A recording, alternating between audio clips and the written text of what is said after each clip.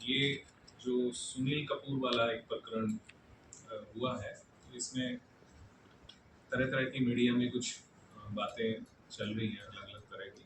तो जींद पुलिस की तरफ से मैं उसमें स्पष्ट ये करना चाहता हूँ कि ये सुनील कपूर, ये यहाँ पे इनके अगेंस्ट में 2 एफआईआर रजिस्टर्ड थी 2024 में। एफआईआर नंबर 370 और 487, जो कि फौजरी के सेक्शंस उनमें थे, आईटी एक्ट के सेक्शंस उनमें थे, और काफ़ी समय से इनकी तलाश की जा रही थी। लेकिन इनके रिलेटिव्स, परिवार, इनकी तरफ से कोई इस तरह की कोई कोऑपरेशन या वो वाली बात नहीं हो रही थी कि हम इनको आसानी से पकड़ पाएँ। तो ये एब्सकॉन्डिंग थे। अब रिसेंटली हमें जो है कुछ इनपुट्स मिले, टेक्निकल इनपुट्स मिले, और जो है इनकी हरिद्वार में लोकेशन की संभावना जो है लगी, और वहाँ हमारी टीम, क्राइम ब्रांच की टीम जो है वहाँ पहुँची है, और कुछ स्पेसिफिक इसकी लोकेशन नहीं आ पा रही थी, लेकिन हमारे पास एक एरिया था कि इतनी पेरीमीटर में लोकेशन के हिसाब से कि ये हो सकते हैं। तो जो अंदेशा था कि रेलवे स्टेशन या फिर जो बस स्टॉप है वहाँ चांसेस थे इनके होने के। हालांकि हमें पूरी ये मालूम था कि इन्होंने अपना चेहरा कहीं ना कहीं दाढ़ी उगा के या उस तरह से थोड़ा चेंज कर रखा होगा, क्योंकि ये पहले भी आप लोगों की जानकारी में है, कुछ ऐसे मामलों में संलिप्त रहे हैं कि कोई करप्ट प्रैक्टिसेस में किसी का नाम निकलवाना, विसल ब्लोअर की तरह, चाहे वो पुलिस कर्मचारी हो या फिर कोई दूसरी अथॉरिटी वाला हो। तो एक उस फॉर्म में भी इन्होंने काम किया है। तो हमारी जो पुलिस की टीम थी, उनमें से कुछ लोग इनको पर्सनली भी जानते थे, बाई फेस पहचानते थे, और ये भी उनको पहचानते थे। तो ऐसा हुआ कि ये बस स्टॉप पे थे, और ये देख के हमारी टीम को भागने लगे, और ये फिर गिर जाते हैं। हमारी टीम के जो एक सब इंस्पेक्टर हैं सुरेंद्र, उन्होंने दौड़ के इनका पीछा किया, उनको पकड़ा है। लेकिन ये उन्होंने नहीं सोचा था कि इनके पास जो असला है उससे फायर करेंगे।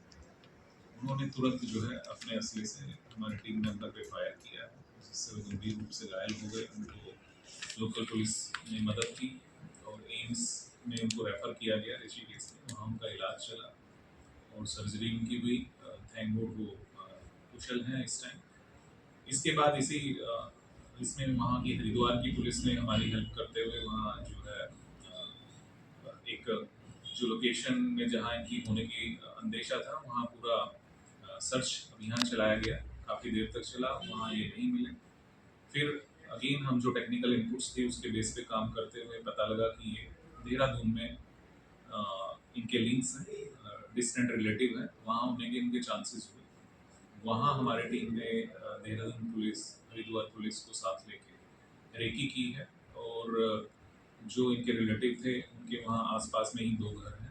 तो एक घर में एक पोर्शन में ताला लगा हुआ था, तो उनको मजबूर किया गया एक तरह से मैं कहूँगा खोलने के लिए, क्योंकि वो कोऑपरेट नहीं कर रहे थे।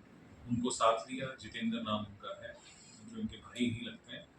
तो उनको आगे लेके दरवाज़ा खुलवाया गया, तोड़ा गया, और जो है सामने उनको बोला, वार्निंग भी दी गई टीम मेंबर्स के द्वारा, जिसमें कि अगेन जॉइंट टीम थी हरिद्वार और देहरादून, जो पुलिस यूनिट्स हैं उनकी, हमारे पुलिस के अलावा।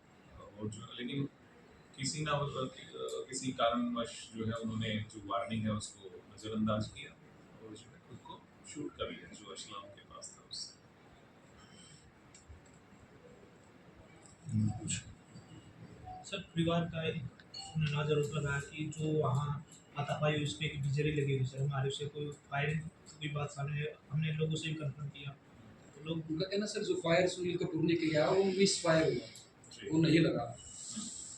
नहीं, देखिए इसमें मेरा ये कहना है कि वहाँ मौके पे कुछ सीसीटीवी फुटेजेस अवेलेबल हैं, जिसमें साफ दिखता है कि हमारा मुलाजिम उसको पकड़ने की कोशिश कर रहा है, और ये भाग रहे हैं। ऐसा नहीं है कि वो तुरंत विद इन सेकेंड हुआ हो, ये भाग रहे हैं, गिर जाते हैं दोबारा से। तो अगर कोई ऐसी मंशा इसकी ना होती, तो ये रुक के अपना पूछ सकते थे, कुछ कोई बात डायलॉग हो सकता था, बता सकते थे अपना कोई बात थी तो। लेकिन इन्होंने जब हमारी पुलिस, और उन्होंने बता दिया जो मैं कहना चाह रहा था पहले, कि वो पहचानते थे तब भी इन्होंने छुड़वा के उनसे और तुरंत उनके ऊपर फायर किया है, जो कि वीडियो में कैप्चर्ड है।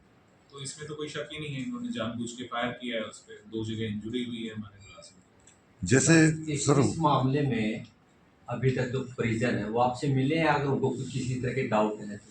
जी बिल्कुल, पुलिस तो हम 24 आवर्स ओपन है। अगर कोई भी इस तरह से परेशान है या कोई डाउट है, उनको कोई शिकायत है तो मिल सकते हैं। जहाँ तक एक ईमेल के माध्यम से, बल्कि ये भी मैं बताना चाहता हूँ, हमें शिकायत भी प्राप्त हुई है परिवार की तरफ से, तो उसको हमने जांच में दे दिया।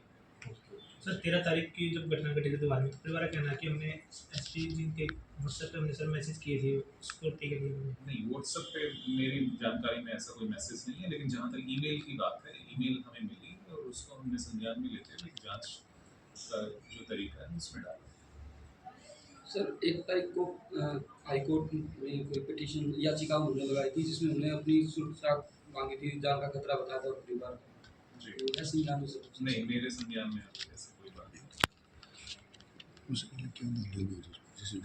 तो इस मामले में सर और किसी और पे भी कोई कार्रवाई है? सार्वजनिक कहाँ का, जैसे भी पुलिस उनको देख ढूंढ रही थी, वो कहाँ कहाँ गए, पहले कहाँ कहाँ संरक्षण, किस किस ने संरक्षण दिया, कुछ ऐसा? जैसा मैंने आपको बताया, ये 2024 अक्टूबर मंथ के 2 केसेस यहाँ रजिस्टर्ड थे और इनमें एक एसआईटी बनी हुई थी। एसआईटी हालांकि जो है ट्रांसफ़र कर दी गई थी हिसार ज़िला पुलिस के पास, और पिछले कुछ टाइम पहले ही इसको वापस जींद भेजा गया था। लेकिन क्योंकि जींद में भी कुछ प्रकरण हो गए थे तो उतना ध्यान इसको नहीं दिया गया। तो अब जो है इस पर टीम्स ने स्टार्ट किया था काम, और तुरंत ये जो है इनको इसमें सक्सेस भी मिली कि इनकी लोकेशन ट्रेस हो पाए। सर जो हरिद्वार में इंसिडेंट हुआ, जो गोली चली और एसआई को लगी, उस समय कितने पुलिस वाले थे अपने वहाँ पे जब एसआई को गोली? यहाँ से जो हमने टीम भेजी थी उसमें 5 लोग थे, वो सारे ही क्राइम ब्रांच के थे, और जो है उनमें से मेंबर जो उस एसआईटी के थे वो भी थे, लेकिन वो उन 5 में। तो जब वो उसको पकड़ लिया था, एक बार वो गिरा भी है, तो हाँ, बाकी पुलिस वालों ने क्यों बिल्कुल, उसकी? बिल्कुल। ये इसमें क्या हुआ, जैसे मैंने आपको बताया, अगर हम टेक्निकल इंटेलिजेंस इनपुट की बात करें तो जो हमारे पास लोकेशन आई थी, मेनली वो, अगर टावर लोकेशन की बात करें तो वो एक 360 डिग्री की फॉर्म में होती है, तो हमने उसको फिर एक सेक्टर की फॉर्म में निकाला।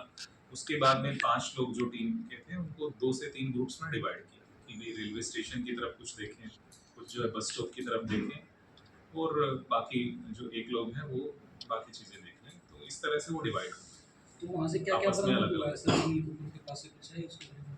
क्या कह रहे हैं? क्या-क्या बरामद हुआ सुनील कपूर के पास से वहाँ पे? वो डिटेल्स मेरे पास अभी नहीं है, लेकिन एक बैग की बात आती है। बाकी तो कोई स्कूटी एक थी, लेकिन वो इस टाइम पे नहीं थी, वो पहले देखी गई थी। जो इसका देहरादून वाला घर है वहाँ पे, वो हरियाणा नंबर की थी। लेकिन अभी बरामद की जो बात है, क्योंकि वो देहरादून पुलिस उसमें कार्रवाई कर रही है, उनसे जानकारी हासिल करके ही आपको बता पाऊंगा। ठीक है।